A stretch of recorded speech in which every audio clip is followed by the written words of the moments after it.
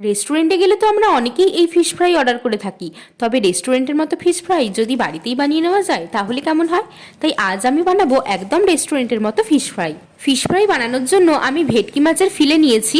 এবার এই ফিলেতে নুন, গোলমরিচের গুঁড়ো আর লেবুর রস দিয়ে ভালো করে ম্যারিনেট করে আধ ঘন্টার জন্য রেখে দেবো। ততক্ষণে একটা মশলার পেস্ট বানিয়ে নিয়েছি।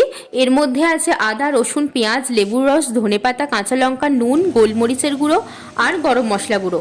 এবার এই মশলার পেস্টটা মাছের ফিলের দুপিটেই ভালো করে মাখিয়ে নিয়ে 1 ঘন্টার জন্য রেখে দেবো। ময়দা, কর্নফ্লাওয়ার, নুন আর জল দিয়ে একটা ব্যাটার তৈরি করে রেখেছি। প্রথমে মাছের ফিলেগুলো ব্রেড ক্রাম্বসে ভালো করে কোট করে নেব। তারপর ব্যাটারে ডুবিয়ে আবারও ভালো করে ব্রেড ক্রাম্বস দিয়ে কোট করে নেব। এইভাবে সবকটা ফিশ ফ্রাই তৈরি করে নিয়েছি। এবার কড়াতে তেল গরম করে মিডিয়াম ফ্লেমে মুচমুচে করে ভেজে নিলেই তৈরি হয়ে যাবে ফিশ ফ্রাই। এরকম ফিশ ফ্রাই বাড়িতে বানালে সন্ধেটা একদম জমে যাবে।